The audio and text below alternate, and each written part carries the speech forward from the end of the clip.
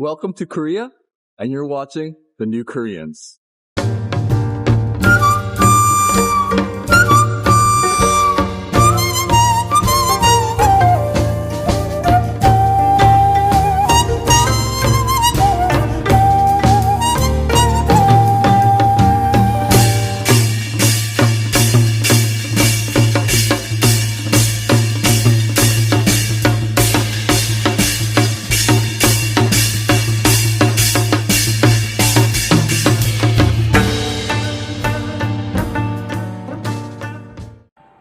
I'm standing here in front of the Starfield Mall. This is one of Seoul's largest shopping malls. And it makes me reflect and think back, how do we get here? And what does this say about who we are today? And also, as Koreans, where are we going in the future? Let's find out. I'm at the COEX Starfield Mall today with my daughter, Joanna. In addition to being a high school student, she's also a runway model, and she has a show today at this mall. And so while she's doing her show, I'm going to walk around and have a little fun and check things out.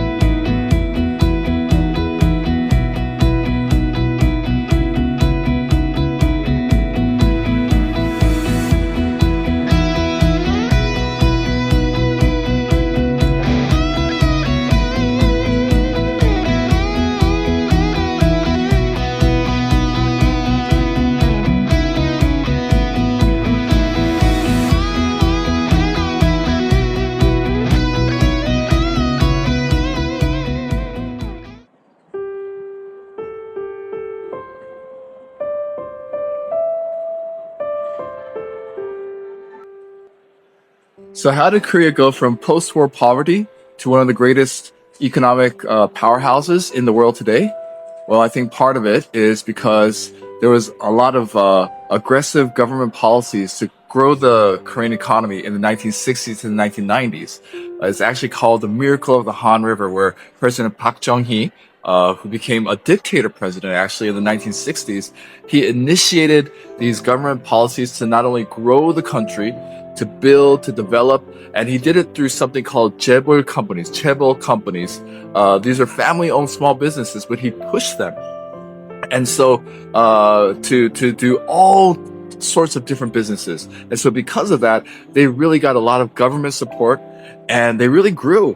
Now, also along with the government support, there's a lot of bank loans that these companies got. So they weren't really held that accountable. But at the same time, because these companies were pushed by the government, there's rapid growth. Now, also with that though, in 1997, the bottom fell out, where the Korean chaebols and the Korean government itself found itself bankrupt. And so they had to be bailed out by the International Monetary Fund, the IMF. But still, that's one of the reasons why Korea became such a powerhouse in such a short time. But another thing that you can't deny is the fight that the Korean people have and the hard work ethic.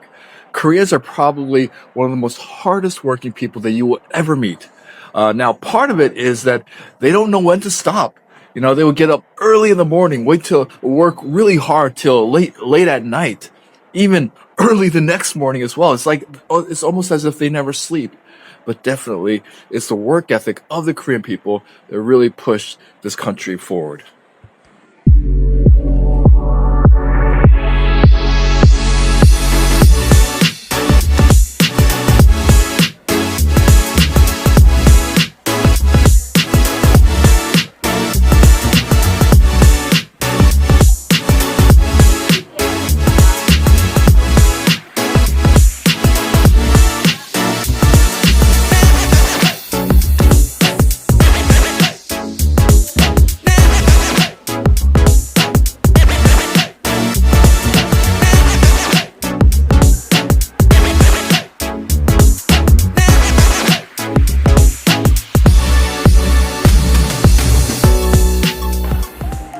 So why does shopping feel like a national pastime in Korea? Well, I think part of it is Korea comes from a history where it used to be very poor. And so there was a time when people couldn't buy anything. And just having anything like with a brand value, a brand name, it was a luxury actually. And so nowadays you will see people, they spend time on the weekends or whenever they have time, and they'll walk around grocery stores, shopping malls, even some traditional markets. There are still some traditional markets around, and they'll go out and they like to buy, they like to consume. There was a time when they had a lot of knockoff stuff, even like clothes. There was like a lot of knockoff stuff. But now Korea has so many things. So in a way, it is a symbol of we've arrived. And we're not poor anymore. So I think that's one of the reasons why perhaps Koreans love to shop. But it's also really cool to see Korean brands in the international spotlight. You know, in the past, like I remember there's a time when Samsung, nobody knew what Samsung was. It was kind of a laughing stock. But now Samsung is one of the largest brands in the world. I remember with Hyundai, the automobile company, it first arrived in the United States and it was kind of a joke. But now people love Hyundai. So, like even the fact that the Korean brands have grown so much in recent years, it kind of shows you that Korea as a country has really come a long ways.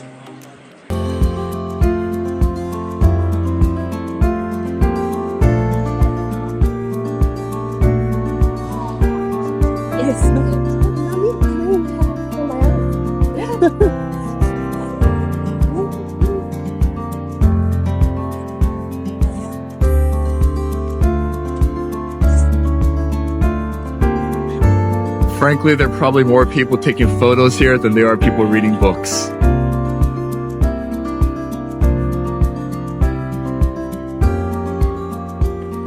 So I think this is a good place to plug my book, Who I Am, a memoir of an American Korean in search of identity. It's a story about life, culture, faith, and how I found myself in the identity of America and Korea. So check it out on Amazon, on the Kyobo bookstore.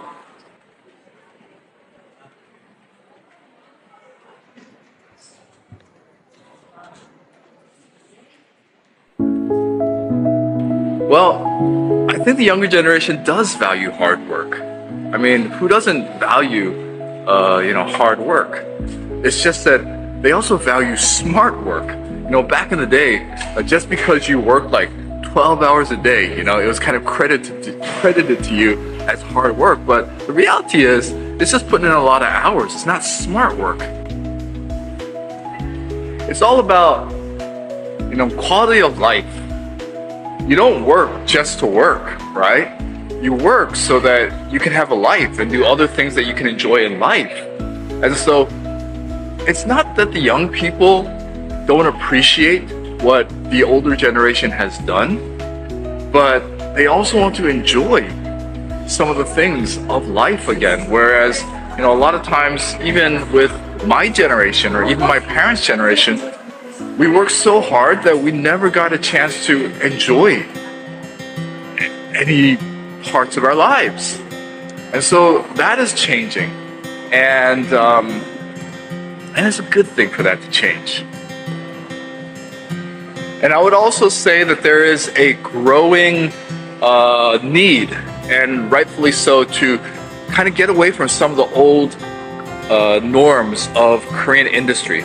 Like, for instance, like the different hierarchies of society, whether it's based on age, relationships, gender, race, whatever it may be. Those used to be a big fixture of not only, Korean business, but actually Korean society. And these are some of the things that are not only slowly changing, but they have to change. They have to change if Korea is to move on to become a better Korea.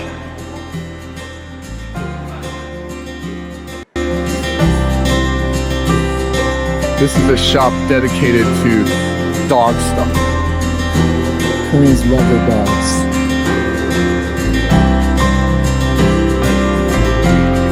So what does it mean that Korea is now an exporter of not only goods, but of fashion, culture, even food?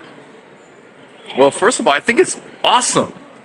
I mean, there was a time I remember when Koreans were not so proud of, what was local. And they thought that West was best, man, especially anything from America, right? But it's pretty amazing now that Korea is seen as a global leader in beauty, in culture, K-dramas, K-pop, food. People love Korean food. And so I think it's really healthy, actually, globally, that everyone in this world is getting away from this mindset that whatever from the West is the best, whatever from America is number one. And so it's actually, I'm really proud as a Korean that Korea has grown to this level, to grow in such a tremendous way on the global stage. It's really cool to see.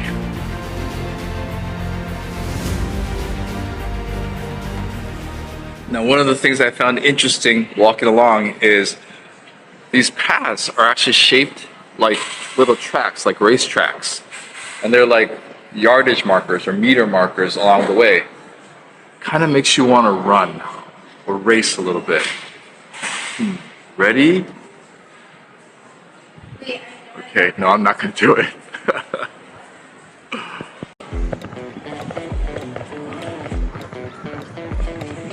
Or maybe I will. Let's go.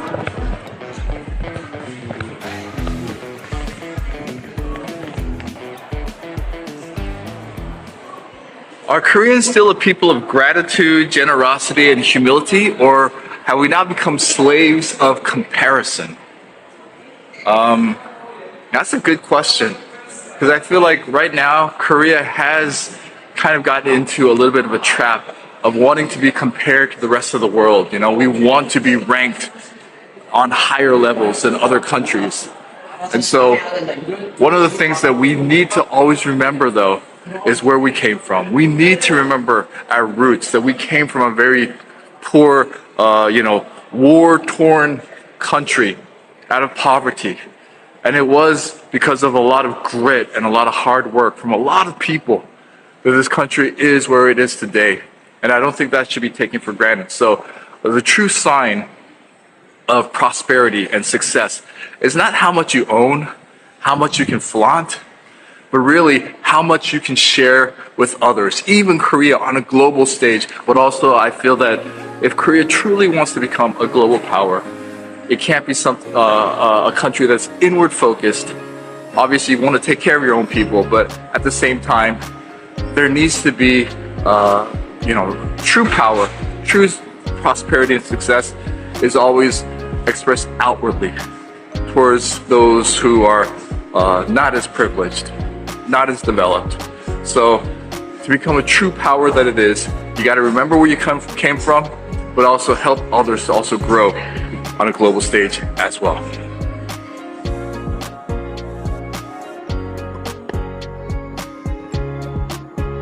The world's best seafood restaurant.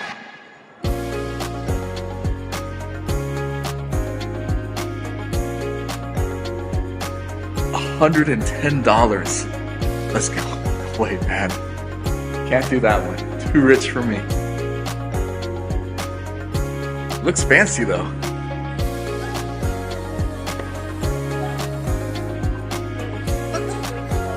Huh?